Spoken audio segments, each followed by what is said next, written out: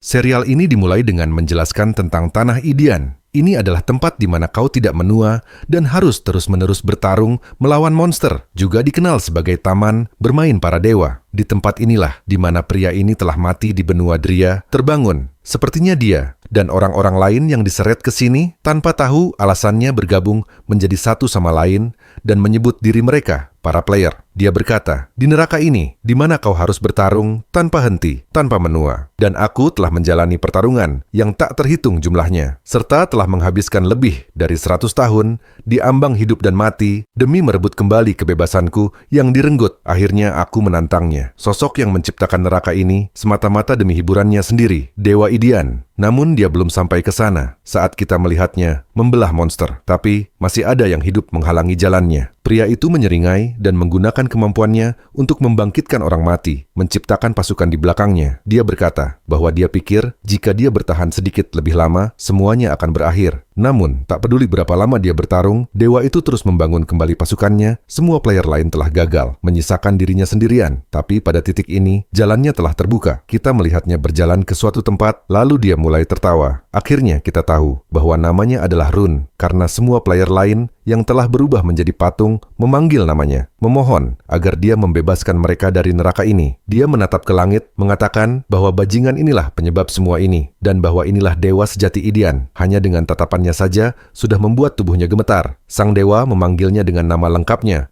Rune Sermon. Dia tahu bahwa Rune berasal dari keluarga bangsawan besar yang telah jatuh di benua Dria. Dia ditangkap oleh keluarga Vaten, keluarga bangsawan besar lain yang menyerang keluarganya. Dia disiksa selama bertahun-tahun dan baru sadar setelah mati. Rune berteriak menyuruhnya diam. Sang dewa berkata bahwa setelah itu, hanya dalam 100 tahun, dia telah mencapai tingkat master di 3 kelas, Ghost, Assassin, dan Necromancer. Dan itu benar-benar menarik baginya. Rune bertanya, mengapa dia menjebaknya di neraka ini untuk selamanya? Apakah dia benar-benar menganggap ini menyenangkan? Sang dewa menjentikkan jarinya, dan cahaya terang membutakan Rune. Ledakan besar pun terjadi, menghancurkan hampir seluruh wilayah di sekitar mereka, dan juga melubangi sisi tubuh Rune. Sang dewa tersenyum, menanyakan apakah dia memiliki kata-kata terakhir yang ingin diucapkan, karena dia akan mengabulkan satu permintaan. Rune berkata bahwa dia tidak membutuhkannya, dan sang dewa berkata bahwa mungkin dia tidak menyadarinya, tetapi dia sudah membuat satu permintaan saat tubuhnya mulai memudar. Kita melihat kilas balik ke sebuah rumah bangsawan, namun berada jauh di dalam penjara bawah tanah. Kita mendengar seorang pria berteriak dan melihat Rune dirantai, tubuhnya berlumuran darah. Alat-alat penyiksaan yang juga dipenuhi darah terlihat di sekelilingnya. Ini adalah alat-alat yang digunakan padanya. Seorang pria mengangkat kepalanya dan berkata bahwa Rune itu menghibur, bahwa garis keturunan langsung klannya mewarisi bakat seolah diberkati, tetapi itu tidak berlaku baginya. Pria itu tersenyum lalu menusuk dadanya, membuatnya memuntahkan banyak darah. Dia berkata bahwa Rune terkutuk dan terlahir tanpa apapun, namun hidupnya sangat sulit untuk dipadamkan. Rune mengucapkan kata, "Tolong." Dan pria itu bertanya, apa yang dia katakan? Kata-kata selanjutnya yang Rune ucapkan tidak terdengar jelas. Dan pria itu tertawa, mengatakan bahwa dia tidak tahu apa yang coba dikatakan Rune, dan bahwa seharusnya lidahnya dibiarkan saja. Dia pikir dia bisa mengambil sesuatu dari garis darah Sermon,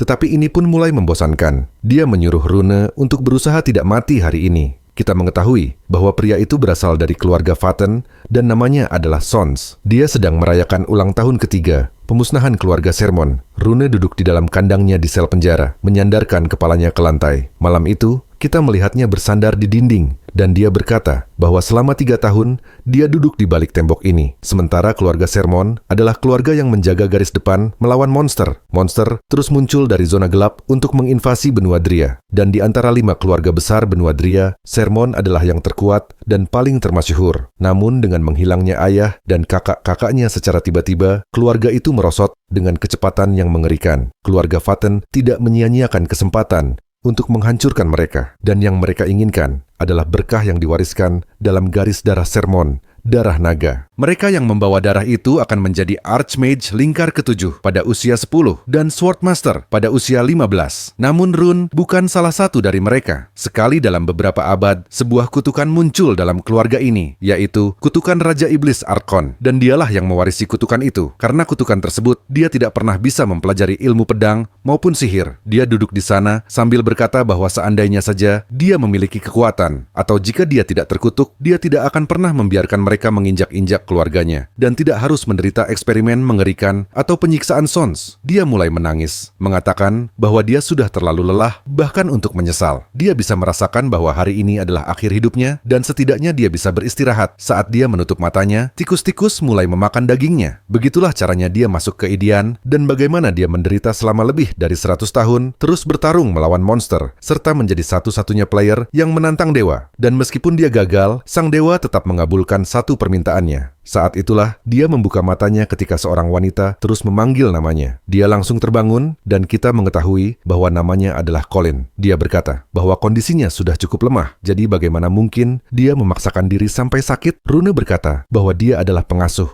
di rumah mereka, dan dia bertanya-tanya mengapa wanita itu berdiri di depannya, dan dia terlihat sangat muda. Dia mulai mendapatkan gambaran tentang apa yang terjadi dan menyuruhnya mengambil cermin dengan cepat. Colin melakukannya, dan saat dia melihat bayangannya sendiri, dia bertanya, hari apa sekarang? Colin menjawab bahwa hari itu adalah 17 Agustus tahun 1892.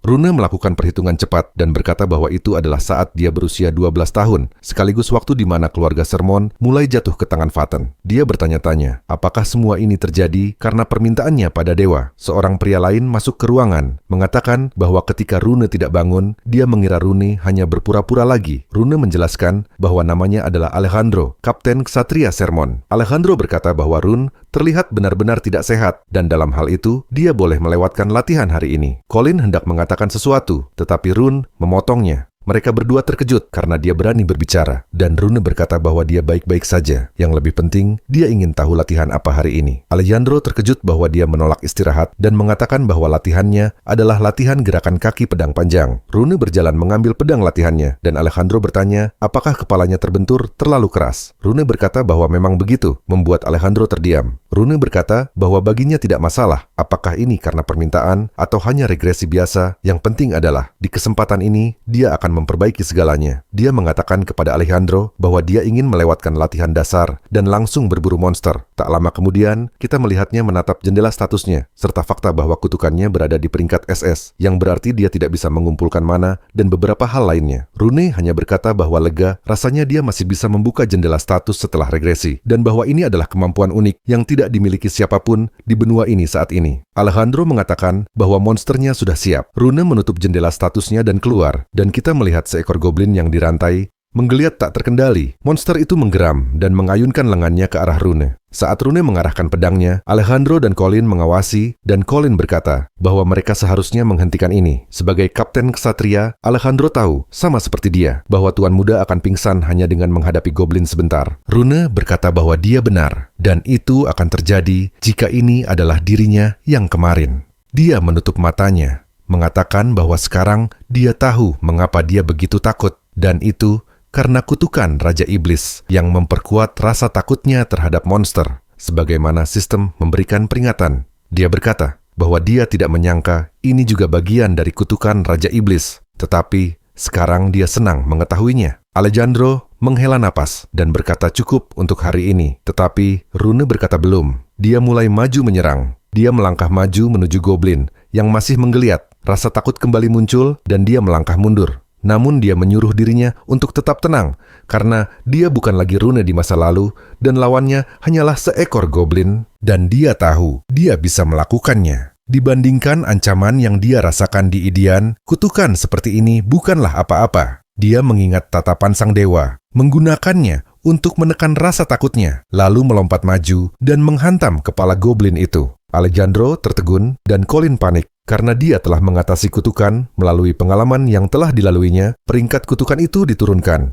Goblin itu menatapnya dan mengangkat tangannya, meminta dia menunggu, mengatakan bahwa pukulan itu telah menghilangkan efek obatnya, dan sekarang dia bisa melihat dengan jelas. Jendela status memberitahu bahwa dia tidak lagi merasakan ketakutan terhadap monster. Rune meminta pedang sungguhan, tetapi Alejandro bertanya apakah dia benar-benar baik-baik saja. Rune tersenyum, dan Alejandro berkata bahwa akhirnya hari ini Tuan Muda telah menjadi seorang pria. Rune berjalan kembali ke goblin, mengangkat pedangnya, dan membunuhnya di tempat. Alejandro menyuruh Colin memperhatikan baik-baik, karena sosok itu tanpa diragukan lagi adalah kepala keluarga Sermon berikutnya. Beberapa saat kemudian, Rune mencuci wajahnya dan menatap ke cermin. Dia berkata bahwa jendela status dan bantuan sistem keduanya efektif, memungkinkannya mengatasi kutukan Raja Iblis dan membuktikan bahwa dia bisa berkembang. Namun masalahnya, meskipun dia mendapatkan beberapa poin pengalaman, jumlahnya terlalu sedikit. Artinya dengan kecepatan ini, dia harus memburu puluhan ribu goblin hanya untuk naik level. Dia harus segera bergerak karena hari kehancuran keluarganya semakin dekat.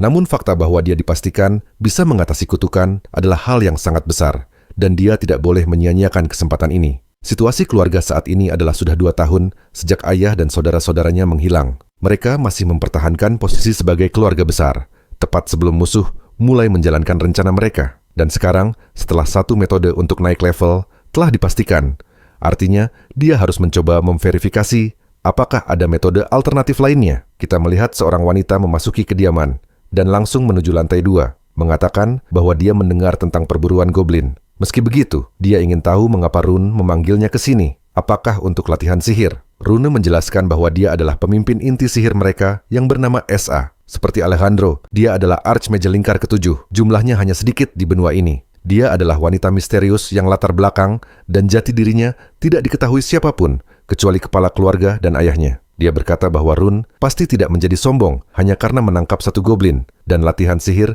berbeda dengan ilmu pedang. Dia yakin Rune belum lupa bahwa mereka tidak pernah melanjutkannya, karena Rune tidak memiliki bakat. Rune berkata tentu saja, dia mengingatnya. Dan itu semua hanya karena kutukan yang merampas seluruh bakat yang ia miliki. Namun, semua itu berlaku hanya sampai kemarin. Dan dia mengatakan bahwa sekarang dia benar-benar bisa merasakan mana. Tak lama kemudian, wanita itu meletakkan cangkir tehnya, lalu mulai melepaskan mananya. Dia berkata pada Rune bahwa dia boleh membuka matanya sekarang. Di depannya, dia telah menggambar sebuah gambar yang hanya bisa dilihat dengan mana. Jika apa yang Rune katakan benar, maka dia ingin Rune menyebutkan apa yang dia gambar. Rune mengatakan bahwa itu adalah seekor naga merah. Wanita itu terlihat terkejut. Lalu Rune bertanya, apakah dia salah? Dia menjawab bahwa Rune tidak salah, tetapi Rune benar-benar telah berubah sejak kemarin dan bertanya bagaimana hal itu bisa terjadi. Kecuali Rune memahami mana pada tingkat yang setara dengannya, seharusnya Rune tidak bisa melihatnya karena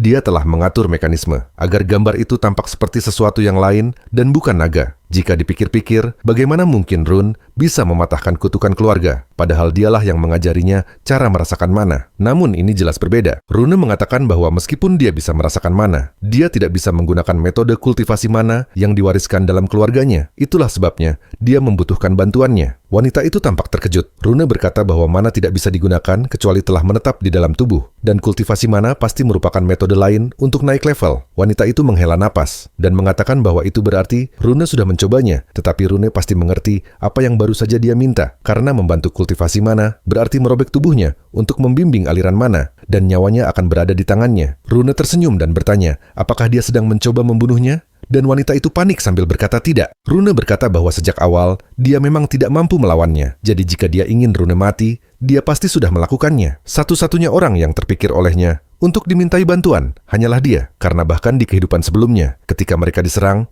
dia mengorbankan nyawanya untuk menyelamatkannya. Dia menghabiskan seluruh mananya, menyebabkan tubuhnya hancur karena recoil. Rune mengulurkan tangannya ke arahnya, mengatakan bahwa dia mempercayainya lebih dari siapapun. Tak lama kemudian, Rune melepas pakaiannya dan berlutut di hadapannya, dan wanita itu berkata bahwa dia akan mulai sekarang. Rune juga mengatakan bahwa metode kultivasi Blue Earth hanya diwariskan kepada garis keturunan langsung keluarga, dan dia hanya menjelaskan teorinya padanya. Namun meskipun begitu, wanita itu sudah bisa menggunakannya untuk membimbing mana. Metode kultivasi ini sebenarnya adalah sesuatu yang Rune gunakan di Idian untuk menaikkan statistik dan levelnya, dan dia yakin metode itu juga akan berhasil di sini. Wanita itu mengatakan bahwa Rune harus berkonsentrasi. Dia meletakkan tangannya di punggung Rune dan berkata bahwa Rune mungkin akan merasakan rasa sakit yang sangat hebat, tetapi dia tidak boleh mengeluarkan suara apapun dan tidak boleh memberontak. Bahkan jika rasa sakit itu menjadi tak tertahankan, dia tidak boleh berpikir untuk berhenti. Rune berkata bahwa rasa sakit adalah sesuatu yang telah dia rasakan berkali-kali, terutama di tangan keluarga Vatten saat dia disiksa selama bertahun-tahun. Dia mengertakkan giginya dan menyuruhnya untuk percaya padanya. Wanita itu berkata bahwa dia mengerti dan mulai melepaskan lebih banyak mana daripada sebelumnya. Saat mana itu mengalir ke seluruh tubuhnya, jendela status muncul memberitahu bahwa kutukan kutukan telah aktif dan menyebabkan mana tersebut menyebar. Wanita itu berkata bahwa ini persis seperti yang digambarkan dalam catatan keluarga, tetapi ini sudah diduga. Jadi, dia akan menyuntikkan sedikit lebih banyak mana. Kutukan itu aktif lagi, dan lagi, dan lagi. Rune berkata bahwa notifikasi itu hanya dia yang bisa melihatnya, tetapi itu berarti kutukan sedang mencoba menyebarkan mana, dan wanita itu menggunakan mananya untuk mengatasinya. Hasil akhirnya sudah jelas. Bahkan mana seorang Grand Mage lingkar ke-7 pun tidak bisa mengalahkan kutukan tingkat tertinggi. Namun jika Rune menerapkan metode pelatihan darinya dan membiarkan kutukan yang memecah mana itu memantul pada saat mana menyebar, dan dia bisa menemukan rentang itu di dalam tubuhnya, maka kutukan itu akan tertipu, dan mana akan tetap tinggal di dalam tubuhnya. Sa terkejut mengatakan bahwa mana yang tersebar itu tidak lagi keluar dari tubuh Rune. Jendela status memberitahu bahwa Rune telah berhasil menahan kutukan, tetapi kutukan itu kembali aktif tepat setelahnya, dan siklus ini terus berulang. Rune berkata bahwa ada sensasi panas membakar yang sangat kuat di sepanjang jalur aliran mana, tetapi dia tidak akan menyerah karena dia telah menahan rasa sakit seperti ini ribuan kali, dan dia adalah satu-satunya orang yang pernah menantang dewa. Pemahamannya tentang mana jauh melampaui hampir siapapun, dan hal itu telah terpatri di dalam jiwanya, bukan di tubuhnya. Meskipun dia belum pernah melihat Raja Iblis itu sendiri, Raja Iblis biasa jelas tidak akan sebanding dengan Dewa Idian. Mana mulai mengalir naik ke kepalanya, dan dia berteriak dengan keras. Sa tampak cemas saat aliran mana mulai mereda. Rune pun ambruk, dia memanggil namanya, dan Rune berkata bahwa rasanya sakit luar biasa, dan kesadarannya mulai memudar. Tetapi tidak apa-apa, karena dibandingkan dengan rasa sakit di masa lalu, ini bukan apa-apa. Kita juga melihat kilas balik saat dia sedang disiksa, dan seseorang menerobos masuk lalu melawan para penjaga. Namun Rune telah kehilangan terlalu banyak darah untuk melihat siapa orang itu, dan ketika dia membuka matanya lagi, dia sudah berada di luar. Yang dia lihat hanyalah jejak darah, membuatnya bertanya-tanya bagaimana dia bisa sampai di sana. Lalu dia mendengar suara yang familiar, menanyakan apakah dia masih sadar, dan dia melihat Alejandro yang lebih tua yang meminta maaf karena datang terlambat. Rune bertanya apakah dia datang untuk menyelamatkannya, dan Alejandro tertawa sambil berkata bahwa memang benar, tetapi dia menyesal karena hanya sejauh ini yang bisa dia lakukan. Lalu dia meninggal di tempat. Rune terbangun. Ternyata itu hanyalah mimpi, tetapi air mata terus mengalir di wajahnya. Dia bertanya-tanya apakah kultivasi itu berhasil, mengatakan bahwa seharusnya dia bersorak kegirangan, tetapi melihat kenangan itu kembali membuat semua perasaan bahagia menghilang. Namun tidak apa-apa, karena dia tidak akan membiarkan hal itu terjadi lagi, karena sekarang dia memiliki cara untuk menghentikannya. Tapi dia tidak akan membiarkan siapapun mengetahui hal itu, terutama keluarga Vatten, dan dia akan sangat berhati-hati terhadap mereka sampai dia cukup kuat untuk mengalahkan mereka. Artinya, langkah berikutnya adalah mempercepat kejatuhan keluarga musuh. Tak lama kemudian, dia berkata bahwa sepertinya dia gagal dalam metode pemurnian mana. Alejandro dan Sa tampak terkejut, namun Rune mengatakan bahwa dia memang merasa sedikit bersalah karena telah berbohong kepada mereka. Tetapi dia tidak bisa mengatakan kebenarannya, bukan karena itu rahasia, melainkan karena dia merasa mengatakan kebenaran pun tidak akan membantu, atau mereka akan percaya ceritanya. Dia mengatakan bahwa semua orang menaruh harapan besar padanya, jadi dia memang sudah berusaha. Tetapi sekarang dia bahkan tidak bisa merasakan setitik pun mana, dan meminta Sa untuk memeriksanya sendiri jika mau. Sa berkata dia tidak tahu mengapa Rune menyangkal keberhasilannya, tetapi jika Rune mengizinkannya, dia akan memeriksanya sekarang juga. Dia meletakkan tangannya di atas tangan Rune dan mulai menggunakan deteksi mana, mengalirkan mananya ke seluruh tubuh Rune untuk melihat apakah ada reaksi. Sa tampak terkejut dan berkata bahwa ini tidak mungkin, karena mana itu benar-benar menghilang. Kemarin dia 100%